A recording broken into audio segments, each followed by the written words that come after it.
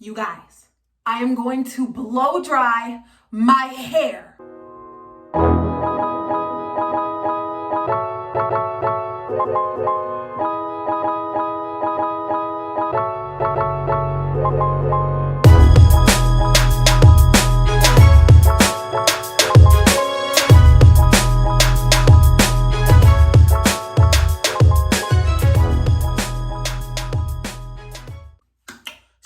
What's up, MoFros? Welcome back to my channel. So happy to have y'all here, okay?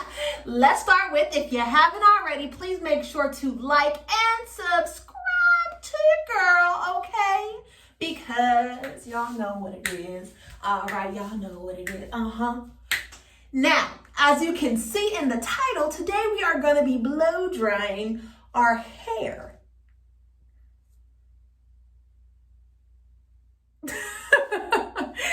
Yes, blow drying. This is going to be the first time I have put any heat to my hair since I have went natural. So I am mortified, okay? I feel like every natural can attest to this. We are very scared of damaging this hair that we have put all this effort into. Okay, the deep conditioning, the products that we spend all this money on. We don't want it to all go to waste with one bad experience. So I am like breaking down over here, but we're going to keep the faith. Everything's going to go well. I brought all these products that I'm going to show to you guys today. So just keep praying for me. So I'm going to be using this Revlon brush. I've heard raving reviews about it, especially for us 4C girls. I heard it's great when it comes to like the detangling and stretching at the same time. So I am very excited to try it out. Yes, I am. So obviously, I'm going to be using a heat protectant. Today, I'm going to be using the Shea Moisture Jamaican Black Castor Oil Strengthen and Restore Blow Dry Cream. Today, I'm going to be using the Shea Moisture Jamaican Black Castor Oil Strengthen and Restore Blow Dry Cream. I love the leave-in conditioner from the same line from Shea Moisture, so it just made sense for it to work for my hair, okay? Also, for extra added protection, I will also be using the Silk Blowout Spray from OGX. We're putting all this good stuff in this hair, so she should be okay. She should be okay. We're protecting this bad girl, okay? As you can see, I have also stretched my hair already just to maybe minimize the time I'm going to be applying the blow dryer to my hair, because I really just want to avoid damaging my hair. I've worked really hard on keeping it healthy and restoring it back to its natural luster and shape and things, and I really just do not want to revert on that progress I've made. Y'all understand. Y'all understand. Well, let's go ahead and get right on into it. All right. So I'm going to go ahead and start applying this.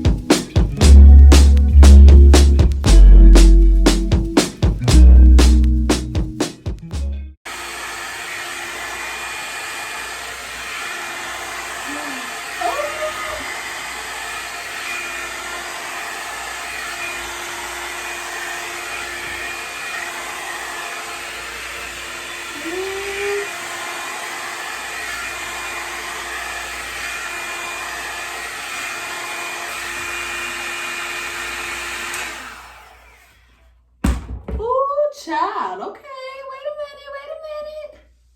My ends actually look really good. Ah, well, we might be okay.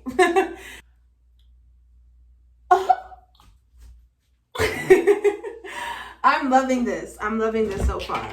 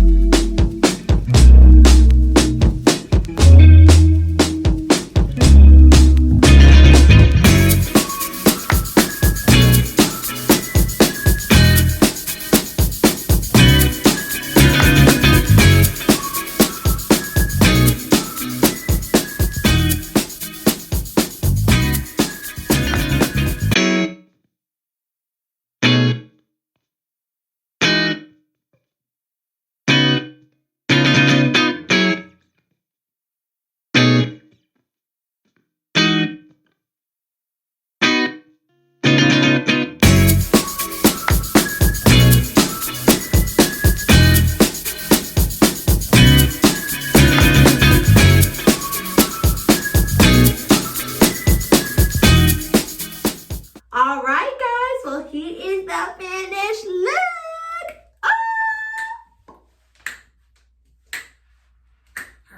I'm just kidding. Feels good. Feels nice and healthy still. I don't feel anything damaged, but then again, would I be able to feel that?